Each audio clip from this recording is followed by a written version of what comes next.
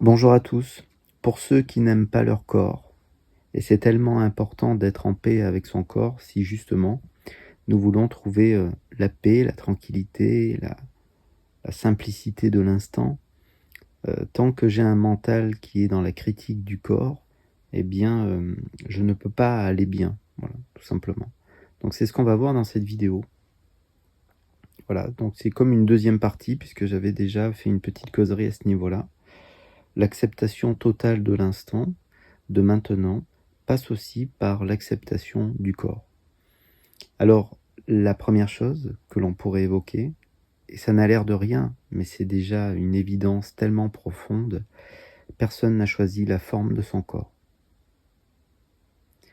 Donc peut-être que vous vous comparez et peut-être que vous dites, ben voilà, je trouve que mon corps est moins beau, moins agréable que celui de mon cousin ou de ma cousine ou je ne sais qui, mais eh bien personne n'a choisi le corps. Certains peuvent essayer de se manipuler, de changer la forme du corps. Souvent, c'est des sacrifices, c'est une difficulté, ça crée souvent de la frustration, peut-être une forme de fierté aussi, mais de la difficulté aussi. Beaucoup d'entre nous, finalement, on n'est pas tout à fait à l'aise avec le corps parce que, c'est ce qu'on avait vu dans cette première partie, le corps est une construction mentale. C'est-à-dire la manière dont on voit le corps, eh bien, d'autres le verraient différemment. Donc c'est filtré par le mental, les croyances, et ainsi une même personne pourrait avoir un corps qui serait jugé beau, et c'est des mots qui veulent rien dire bien évidemment, mais beau par certains et moche pour d'autres, pour employer des mots très duels. Donc déjà on pourrait évoquer, donc je ne veux pas redire ce que j'ai évoqué dans cette première partie, ce que je voulais évoquer simplement dans cette vidéo, c'est une évidence. Personne n'a choisi la forme de son corps. Donc déjà, c'est une manière potentiellement déjà d'être un petit peu plus en amitié avec le corps, potentiellement.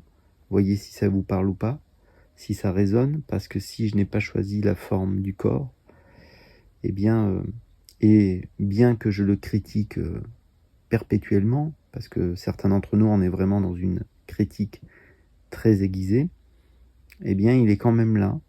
Il me soutient, il m'aide à expérimenter la vie quotidienne. Et donc, non seulement je ne l'ai pas choisi, et en même temps je le critique, et en même temps il est tout le temps là. Donc, je n'ai pas choisi mon corps. Et la prochaine fois que je critiquerai le corps, parce que derrière, il y a souvent aussi le fait qu'on voudrait que les choses soient autrement. Dit ainsi, nous pensons que le petit personnage pourrait contrôler la forme du corps, pourrait modifier la forme du corps. Et ainsi, nous vivons, je le disais tout à l'heure, une forme de frustration, de colère, de tristesse, parce que le corps ne répond potentiellement jamais tout à fait aux exigences du mental qui voudrait que le corps soit différent. Donc ça, c'est la première chose que l'on pourrait mettre en avant. Je n'ai pas choisi la forme de mon corps.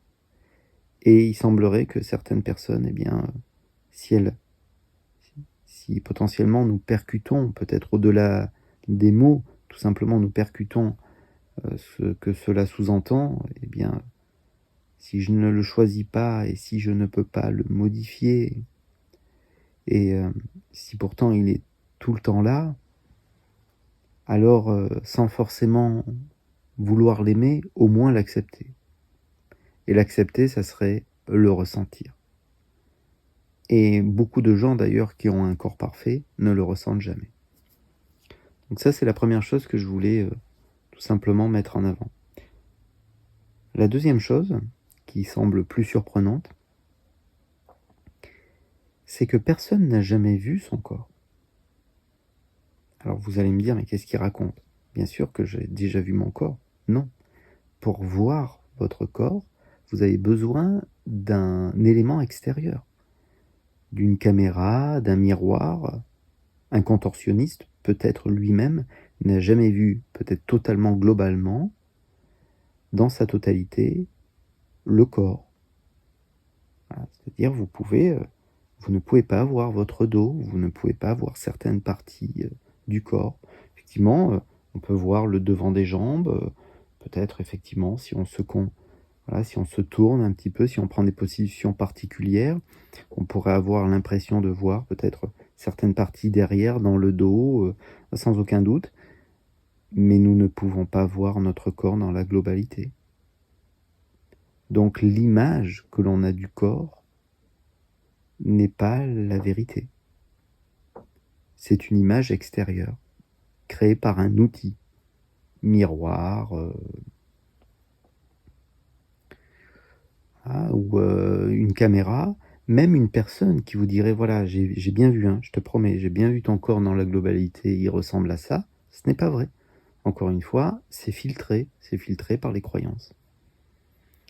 Donc, on n'aime pas quelque chose que l'on n'a jamais vu. C'est curieux quand même de ne pas aimer quelque chose que nous n'avons jamais vu. Pour avoir une idée du corps, il faut passer par des objets extérieurs. Et donc, je juge quelque chose que je n'ai jamais vu en fait, dans sa globalité. Et nous sommes déjà en train d'évoquer la problématique du mental, c'est que le mental, effectivement, fractionne l'expérience. Il fait des objets. Alors des objets matériels ou des objets immatériels, mais effectivement, il va fixer son attention, le mental va créer une forme, par exemple au niveau du... Le ventre va être regardé, ou les cuisses, ou les fesses, ou je ne sais quelle partie du corps va être observée et va être jugée. Donc en fait, on est dans quelque chose, on est dans l'ordre de la séparation, bien évidemment. C'est le propre du mental que de séparer. Mais pour voir quelque chose, si quelque chose est harmonieux ou pas, il faudrait déjà pouvoir le voir dans la globalité. Vous allez me dire, mais il raconte n'importe quoi, mon corps, je l'ai déjà vu en 3D, etc. D'accord, bon, mais sans aucun doute, mais avec des objets extérieurs. Par vous-même, vous n'avez jamais pu voir le corps, qui est un angle mort. Donc, je n'ai pas choisi la forme du corps, et qui plus est, je ne pourrai jamais voir le corps dans sa globalité. Et si je l'acceptais tout simplement, au lieu de vouloir le modifier, le manipuler ou me raconter une histoire dessus. Et pourquoi c'est si important, encore une fois? Parce que le corps est la première chose qui, il semblerait, est visible et palpable. Sur le plan manifesté, c'est la première chose qui apparaît, c'est le corps. Donc, beaucoup de gens d'ailleurs qui ont une plastique qu'on pourrait considérer selon les standards de la société comme parfaite, n'ont aucun rapport avec leur propre corps, ne le ressentent pas du tout.